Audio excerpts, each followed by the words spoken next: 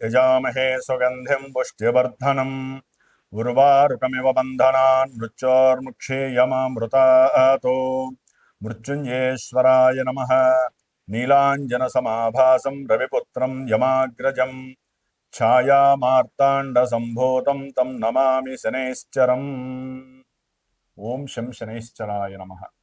జ్ఞానసిద్ధిని వీక్షిస్తున్నటువంటి ప్రేక్షక మహాశయులందరికీ కూడా శని యొక్క అనుగ్రహము, మృత్యుంజయేశ్వరుడి యొక్క అనుగ్రహముతో మీరు పడుతున్నటువంటి కష్టాలన్నీ తొలగిపోయి ఎంతో ఆనందకరమైనటువంటి జీవితము శని భగవానుడు మీరు చేసే కర్మల ద్వారా ప్రసాదించాలని ఆశీర్వదిస్తూ ఆశిస్తూ, ముఖ్యంగా ఈ వీడియోని ఎవరైతే గనక స్కిప్ చేయకుండా పూర్తిగా చూడండి. అది ఎన్ని నిమిషాలు అనేది కాదు, ఎందుకంటే కాలాన్ని శాసించేవాడు, కాలం లోపల మనల్ని అందరినీ కూడా ఇబ్బందులు పెట్టేవాడు, ఆనందపరిచేవాడు శని భగవంతుడు మాత్రమే మనకున్న నవగ్రహాలలో. కాబట్టి ఆయన కొన్ని రాశుల వారికి మేషాది మీనరాశి పర్యంతం ఆయన పరిభ్రమించేటటువంటి కాలంలో ఇప్పుడు మార్పు కలుగుతోంది. జూలై 27వ తేదీ నుండి డిసెంబర్ 11 వరకు కూడా శని భగవంతుడు మీనరాశిలో రేవతి నక్షత్రంలో ఇప్పుడు జూలై 27వ తేదీ 2వ పాదంలో ఉండి వక్రించి అదే రాశిలో ఆయన యొక్క కిరణాల ప్రభావము ముందు రాశుల మీద తక్కువగా పడేటటువంటి సమయం. దాదాపుగా అక్టోబర్ 9వ తేదీ వరకు కూడా రేవతి నక్షత్రం 1వ పాదం అంత్యం వరకు ఉండి తర్వాత తన యొక్క సొంత నక్షత్రమైనటువంటి ఉత్తరాభాద్ర నక్షత్రంలోకి ప్రవేశించి డిసెంబర్ 11 వరకు కూడా కొన్ని రాశుల వారిని అతలాకుతలం చేస్తూ, ఆల్రెడీ ఏలినాడు శని, అష్టమ అర్ధాష్టమ శనిని అనుభవిస్తూ, ఎవరికైతే శని మహర్దశ, శని అంతర్దశలు విదశలు జరుగుతున్నాయో, ఎవరైతే మకర రాశి, కుంభరాశి, లేకపోతే మేషరాశి, మీనరాశి, సింహరాశి, అట్లాగే ధనుస్సు రాశి, కన్యారాశి, ఇట్లా ఏలినాడి ఇలాంటి శని ప్రభావాలు ఎవరైతే తీవ్రంగా ఎదుర్కొంటున్నారో వారందరికీ కొంత ఓదార్పుని, కొంతమందికి అంటే భావాల పరంగా ఆయన యొక్క దృష్టి తగ్గడం ద్వారా విశేషమైనటువంటి కారకత్వాలతో ఆయన ప్రయాణం సాగుతూ ఉంటుంది.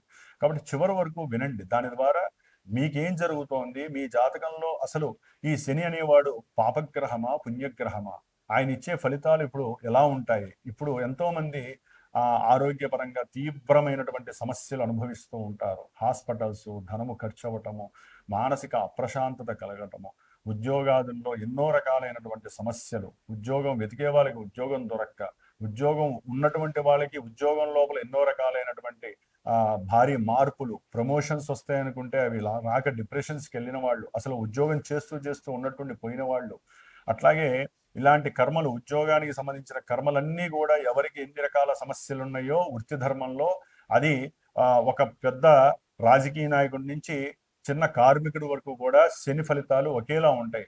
ఎప్పుడు వారి యొక్క జన్మజాతకంలో లగ్నరీత్యా శని మంచివాడా చెడ్డవాడా ఇది గనక గమనించి, అక్కడ శని వక్రించి ఉంటే ఫలితాలు ఏంటి, వక్రం లేకుండా రుజుమార్గంలో ఉంటే ఆయన ఏం చేస్తాడు, ఆయన దృష్టిల ప్రభావం ఏ రాశుల మీద పడితే ఆ లగ్నం వాడికి, ఆ రాశి వాడికి ఇప్పుడు ఆయన వక్రించి ఏ ఏ ఫలితాలు తీవ్ర రూపం దాలుస్తాయి, ఏ ఏ ఫలితాలు వారికి అనుకూలమైన ఫలితాలు కలుగుతాయి. ఇట్లా చాలా మిస్టీరియస్గా అంతర్గతమైనటువంటి సిస్టమ్ని ఆపరేట్ చేసేటటువంటి ఆ యొక్క శనిగ్రహము వక్రిస్తున్నాడు. మనకి జ్యోతిష్య శాస్త్రం ఒకటే చెబుతోంది, శుభగ్రహాలు వక్రిస్తే శుభ ఫలితాలని, పాపగ్రహాలు వక్రిస్తే పాప ఫలితాలని ప్రసాదిస్తాయి అని చెప్పి జ్యోతిష్య శాస్త్రంలోనే ఉంది. అయితే ఇప్పుడు ఈ రాశి వారికి వక్రించడం ద్వారా ఈయన వెనకాల ఉన్నటువంటి రాశి ఫలితాలు ఇస్తాడు అనేటటువంటిది ఏ శాస్త్రంలో లేదు. అక్కడ ఏంటంటే ఆయన రుజుమార్గంలో ప్రవేశించేటప్పుడు ఆయన యొక్క దృష్టి డిగ్రీస్ పరంగా ఉంటుంది. అంటే ఇప్పుడు సపోజ్ మనము మీనరాశిలో 20 డిగ్రీల చేంజ్లో ఆయన ప్రయాణం చేస్తూ ఈ 26 వరకు కూడా ఆయన యొక్క దృష్టి మనకి దాదాపుగా వృషభ రాశి 20 డిగ్రీల నుంచి మిథున రాశి 20 డిగ్రీల లోపల రోహిణి నక్షత్రం, మృగశిర నక్షత్రం మీద పడుతోంది. ఇప్పుడు అదే కొంతమందికి ఈ యొక్క శని భగవంతుడు 13 డిగ్రీలు డిసెంబర్ 11 వరకు కూడా 13వ డిగ్రీకి వస్తాడు. ఈ 7 డిగ్రీల కాలంలో ఆయన వెనక్కి వస్తున్నప్పుడు ఆ యొక్క మిథున రాశిలో 20 డిగ్రీల మీద పడేటటువంటి మృగశిర నక్షత్రము మీద నుంచి అట్లా వచ్చి దాదాపుగా అదే రాశి మీద పడుతుంది, అదే నక్షత్రం మీద పడుతుంది. పాదాల మార్పు వలన ఎవరి జాతకాలలో ఏ నక్షత్ర పాదము ఏ రకమైనటువంటి ఇబ్బందులు కలుగజేస్తుందో ఇక్కడ శని అది కలుగజేస్తూ ఉంటాడు. అది తెలుసుకోవడానికి మీరు స్కిప్ చేయకుండా పూర్తిగా ఈ యొక్క వీడియోని విన్నట్లయితే మేషరాశి వారికి ఎలా ఉంటుంది, వృషభ రాశి వారికి ఎలా ఉంటుంది, ఇవన్నీ తెలుసుకోవచ్చు. ఎందుకంటే దీని ద్వారా సపోజు ఇప్పుడు కొంతమంది జన్మజాతకాన్ని చూపించుకుంటారు.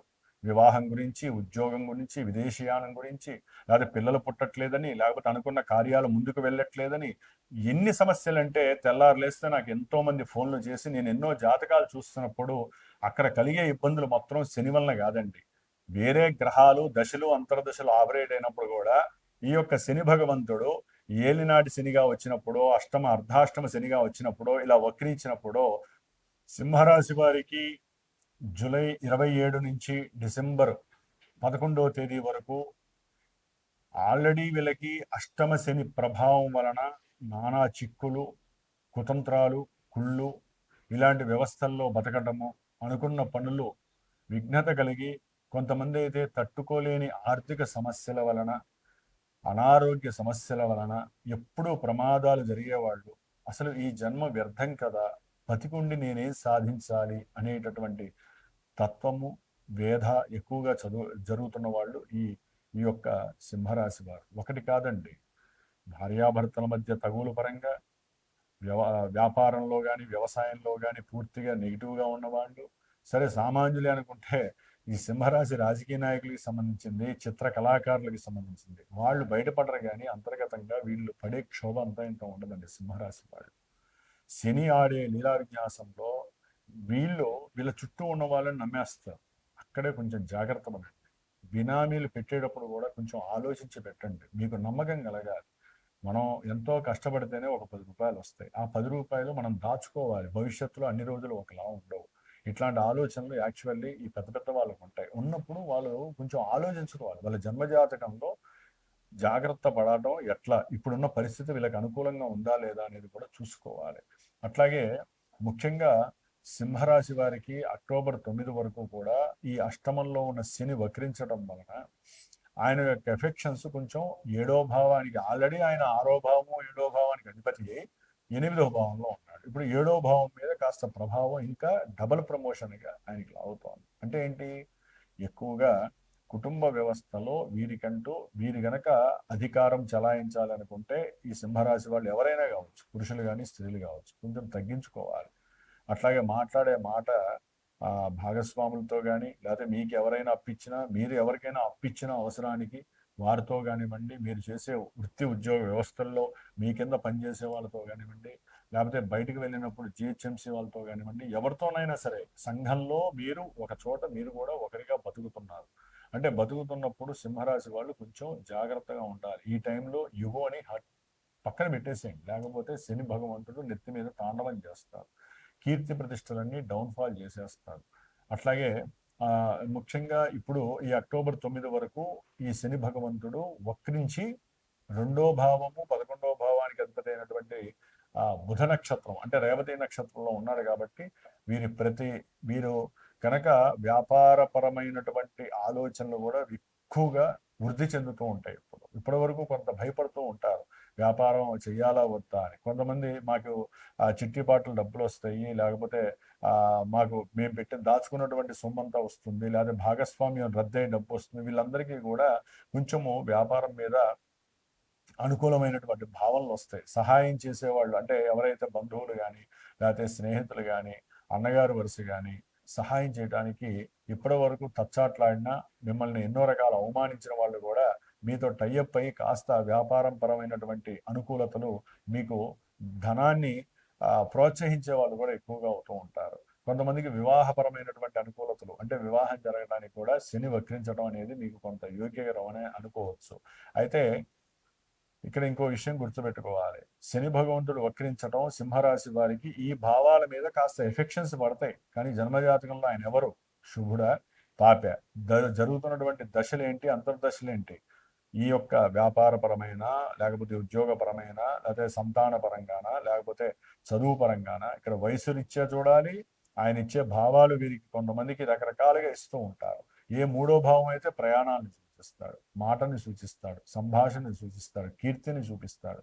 కాబట్టి జన్మజాతకంలో జరిగే దశలు అంతర్దశలు ఈ శనికి యాక్టివేట్ అయ్యి శనితో లింక్ అయి ఉంటే ఆయన కొంతమందికి లాభాన్ని ఇస్తాడు, కొంతమందికి విభేదాన్ని ఇస్తాడు, కోర్టు సమస్యలను ఇస్తాడు, అట్లాగే భార్యాభర్తల మధ్య ఆంతరంగికరమైనటువంటి యుద్ధాన్ని ఇస్తాడు, కొంతమంది చెప్పుకోలేనటువంటి డబ్బును కోల్పోయే పరిస్థితిని ఇస్తాడు, ఆరోగ్యపరంగా సమస్యలు ఎక్కువయ్యే పరిస్థితి, ఆపరేషన్స్ జరుగుతాయి అనుకున్న వాళ్ళకి కొంత ఆపరేషన్స్ జరగవు, ఇంకా పర్వాలేదు, ఇంకో 4 నెలలు 6 నెలలు వెయిట్ చేయొచ్చు అని చెప్పి కాస్త వాళ్ళకి భరోసాని ఇచ్చే పరిస్థితి ఉంటుంది. ఇప్పటి వరకు అవమానించిన వాళ్ళు కొంచెం వాళ్ళని అవమానించే పరిస్థితి నుంచి తగ్గి వీళ్ళతో టైఅప్ అయ్యేటటువంటి పరిస్థితి జరిగే అవకాశాలు ఉంటాయి. ఏదేమైనా అక్టోబర్ 9 నుంచి ఈ సింహరాశి వారికి శత్రుబాధ, రోగబాధ, రుణబాధలు, అట్లాగే అనుకున్న కార్యాలు ఏదైతే వివాహ విషయంలో కానీ లేదా వృత్తి ఉద్యోగ విషయాల్లో కానీ భార్యాభర్తల మధ్య కానీ ఈ విషయాలలో